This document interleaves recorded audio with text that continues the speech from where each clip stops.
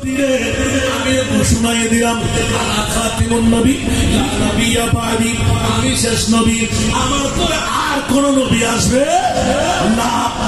কিন্তু 1450 বছর পরে আজকের নানুপুরের জমিনে ফকির বলাম সুন্নি পরিষদ উঠে আমার উম্মত ওরা কেমন করে পারি পাইবে।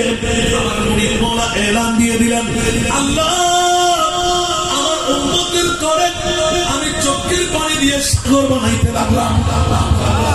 সুবহানাল্লাহ। ইয়া রাসূলুল্লাহ, আপনার কান্না কেন? বিবির জন্য বলে যে না, আওলাদের জন্য কাসেম তৈয়ব তাহের বলে যে না না, বিজামাটির জন্য বলে যে না না, জন্মভূমির জন্য বলে যে না না, নিজের আপনজন স্বজন বলে যে না না।